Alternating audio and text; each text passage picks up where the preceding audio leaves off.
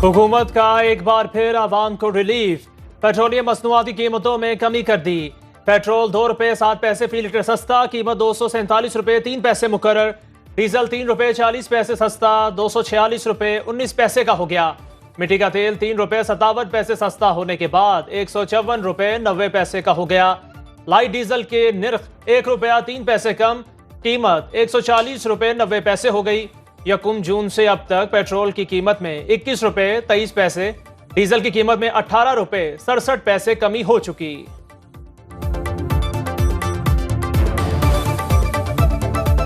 महंगाई की सूरत हाल देखते हुए तो इससे कोई फ़र्क नहीं पड़ता, लेकिन यह है कि अगर इसमें मज़ीद कमी करे तो कुछ जो है सूरत हाल बेहतर हो आवाम के लिए। सस्ता हुआ तो कुछ तो बेहतर हुआ है ना। अगर ₹1 भी हो रहा है गरीब आदमी के लिए तो वो भी हो रहा है, ₹1 कम हो रहा है। कम होने चाहिए, महंगाई है, महंगाई के दौर में हम तो बोलते हैं ₹150 हो जाए लीटर। एक तरफ रिलीफ तो दूसरी जानिब तकलीफ। सर्दी आने से पहले एलपीजी ₹7.31 महंगी, फी किलो कीमत ₹258-51 हो गई। घरेलू सिलेंडर ₹86.28 महंगा। ओगरा नोटिफिकेशन के मुताबिक 11.8 किलो सिलेंडर की कीमत ₹2,965.38 हो गई। इनकम टैक्स गोशवारे जमा करवाने के लिए 14 अक्टूबर तक तौसी कर दी गई। चेयरमैन एफबीआर के तलब करदा हंगामी इजलास में ऐलान किया गया। नोटिफिकेशन जारी। कल ऑनलाइन पोर्टल की सुस्त रवि से टैक्स दहिंदगान को परेशानी का सामना रहा था।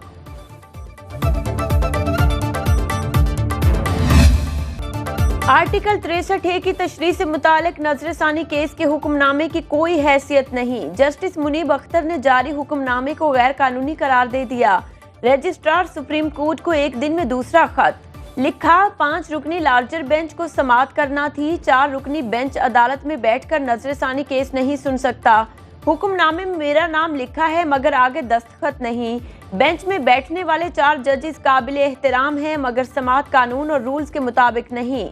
हुक्मनामा जुडिशियल ऑर्डर नहीं, इस पर एहतजाज रिकॉर्ड कराना चाहता हूँ। अपना मौक़िफ़ पहले खत में तफसील से बयान कर चुका हूँ।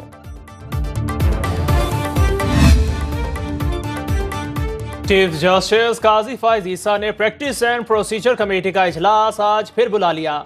इजलास सुबह 9 बजे सुप्रीम कोर्ट में होगा। इजलास आर्टिकल 63A की नजरसानी अपीलों की समाअत में जस्टिस मुनीब अख्तर के बेंच में ना बैठने के खत के बाद बुलाया गया है। प्रैक्टिस एंड प्रोसीजर तमीमी ऑर्डिनेंस के तहत बेंच बनाने के लिए 3 रुकनी कमेटी तश्कील दी गई है।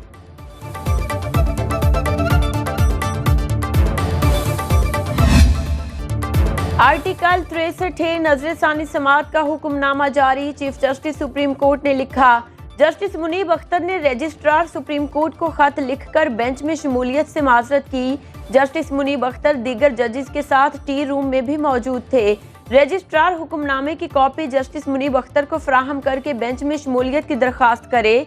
जस्टिस मुनीब अख्तर की अदम शिरकत पर बेंच अज़्र 9 तश्कील दिया जाएगा। वकील अली जफर को बानी पीटीआई की नुमाइंदगी की इजाजत दी जाती है।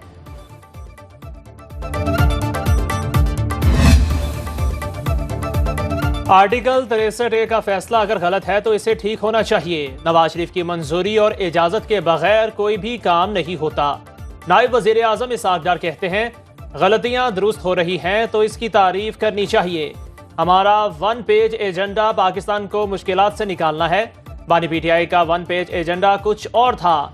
18वीं तरमीम में बजट तहरीके अदम एतमाद पर वोटिंग का फैसला कर चुके। मीसाके जमहूरियत की हिमायत बानी पीटीआई और मौलाना फजलुर रहमान ने भी की थी।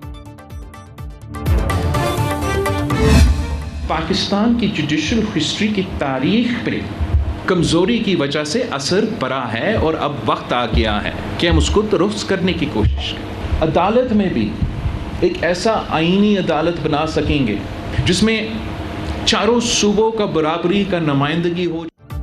जजेस तकर्रुरी के निज़ाम को बदलना होगा। Chairman People's Party Bilawal Bhutto ने 18वीं तरमीम में जजेस तकर्रुरी का तरीक़ेकार बहाल करने का मुतालबा कर दिया। कोयटा में तकरीब से खिताब में कहा, अदालती तारीख की गलतियां दुरुस्त करने का वक्त आ गया है। ऐसी आईनी अदालत बनाना चाहते हैं जिसमें तमाम सूबों की नुमाइंदगी हो। हर सूबे में आईनी अदालत के कयाम की तजवीज़ पर इत्तेफाक राय नहीं हो सका। मौजूदा अदालती निज़ाम दहशतगर्दी के मुतासरीन को इंसाफ नहीं दे सकता। ये नहीं कहते कि जुडिशल रिफॉर्म से रातों रात इंसाफ मिलेगा।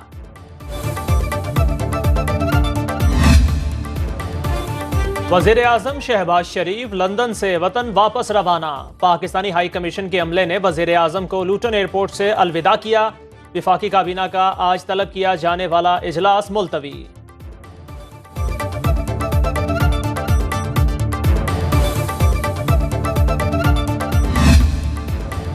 हुकूमत का संगजानी जलसे में रियासत मुखालिफ तकारीर पर बगावत का मुकदमा दर्ज करने का फैसला। पहले से मुकदमात में नामजद लोगों के खिलाफ कार्रवाई होगी। थाना संगजानी में दर्ज मुकदमे में वजीर आला खैबर पख्तूनख्वा अली अमीन गंडापुर, उमर अयूब, शोएब शाहीन, शेर अफजल मरवत और दीगर नामजद हैं। पुलिस को गिरफ्तारी के लिए वारंट की जरूरत भी नहीं होगी। वजारत कानून और प्रोसिक्यूटर जनरल ने तौसीक करती। विफाकी काबीना से बाज़ाब्ता मंजूरी ली जाएगी।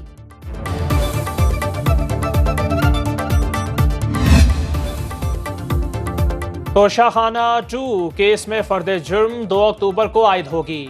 बानी बीडीआई और बुशरा बीबी की दरख्वास्त जमानत खारिज।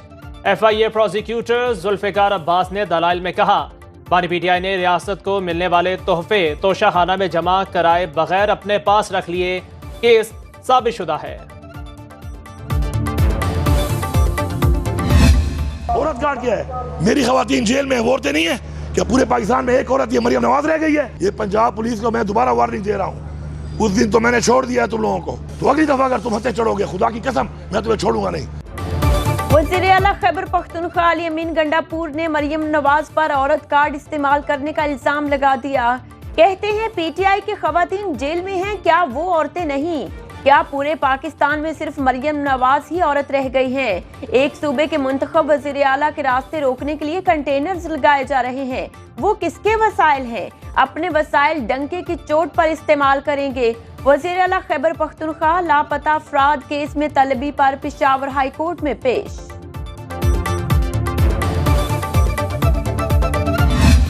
वैसे किसी दिन आपको दोनों को लाइव टीवी पे बैठा दिया जाए तो ज्यादा बेहतर नहीं है, ताकि मामलात हल हो जाएं। कल बुला लें।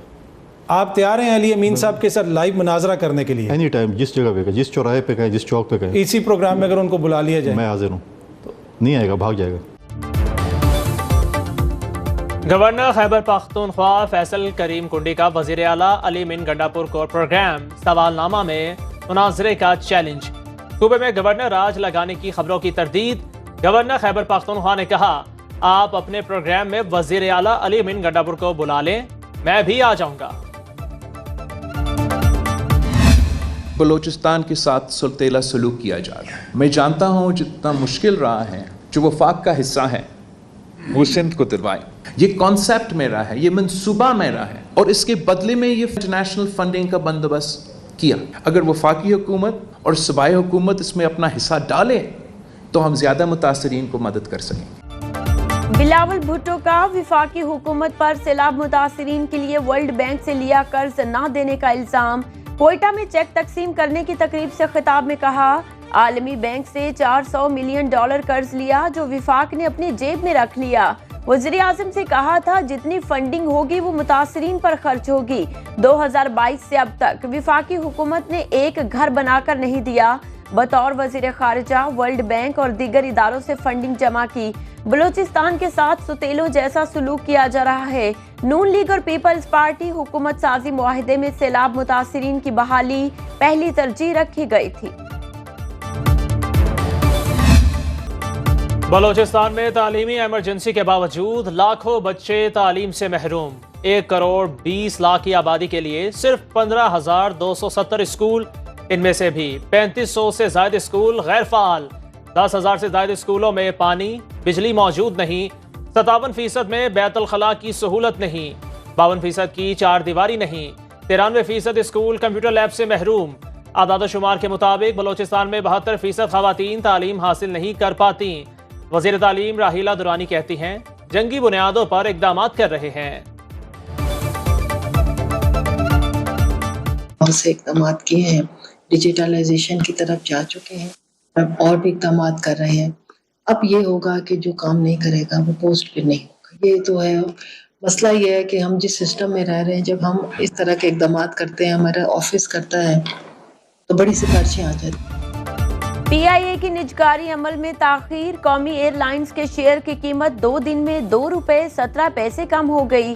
निजकारी अमल में 1 माह की तौसीह के बाद चंद सरमायाकारों की कुछ शराइत पर तहफ़्फ़ुज़ात। राय के मुताबिक एयरलाइन खरीदार को आइंदा 3 बरस में $50 करोड़ सरमायाकारी की यकीन दहानी कराना होगी। जहाज़ों की तादाद 18 से बढ़ाकर 45 करने की यकीन दहानी भी तलब। मुकर्ररा तारीख तक सिर्फ ब्लू वर्ल्ड सिटी ने रजामंदी जाहिर की थी। निजकारी कमीशन ने बगैर मुशावरत के बिडिंग की तारीख 1 माह बढ़ा दी।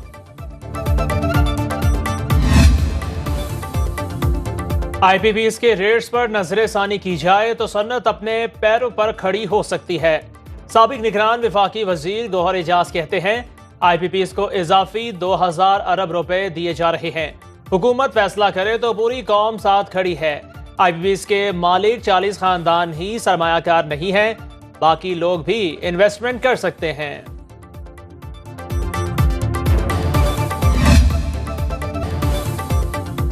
अमरीकी और यूरोपीय हुकाम ने हनिया की शहादत का बदला न लेने पर जंग बंदी का वादा किया था। ईरानी सदर मसूद पेजिशकियान का इंकशाफ, कहते हैं इसराइल को जुराइम के इर्तिकाब पर छूट दिए जाने पर इसकी जुर्रत ज्यादा बढ़ेगी। जंग में हिजबुल्लाह को तन्हा नहीं छोड़ा जाएगा। हालिया हमले ने एक बार फिर साबित कर दिया इसराइल किसी बैनुल अक़वामी उसूल और ज़ाब्ते का पाबंद नहीं।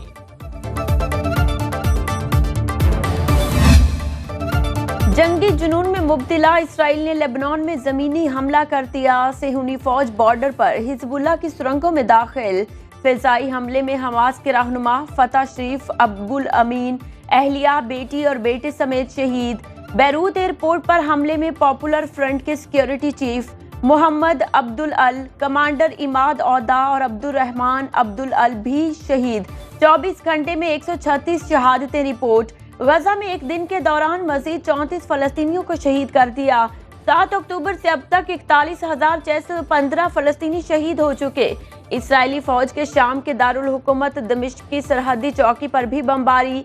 यमनी हौसियों का हुदैदा पोर्ट सिटी पर हमले का बदला लेने का ऐलान। हिजबुल्लाह इसराइल के किसी भी हमले के लिए तैयार है। डेप्यूटी लीडर शेख नईम कासिम ने कहा शहादतें और इसराइली कार्रवाइयां मौक़िफ़ से नहीं हटा सकती। गजा की हिमायत और लबनान का दिफा जारी रखेंगे। हिजबुल्लाह इसराइल के लबनान में ज़मीनी हमले के लिए भी तैयार है। शहीद हसन नसरुल्लाह के नक्शे कदम पर चलते रहेंगे। दाखिली अमल के जरिए जल्द अज जल्द शहीद हसन नसरुल्लाह के जानशीन का इंतखाब किया जाएगा।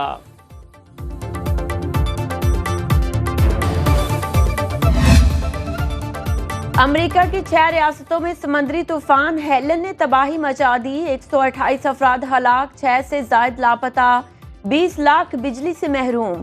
Florida, Georgia, Virginia, Tennessee, south और नॉर्थ कैरोलिना मुतासिर हुए।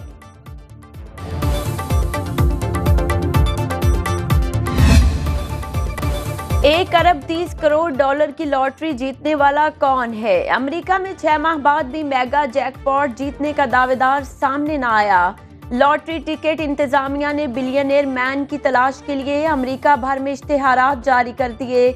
26 मार्च 2025 तक दावेदार न मिला तो सारी रकम अमेरिकी रियासत की मलकियत तस्वुर होगी। हजारों अमेरिकी अपने सालों पुराने टिकट लिए लॉटरी शॉप्स पर नंबर चेक करने में मसरूफ।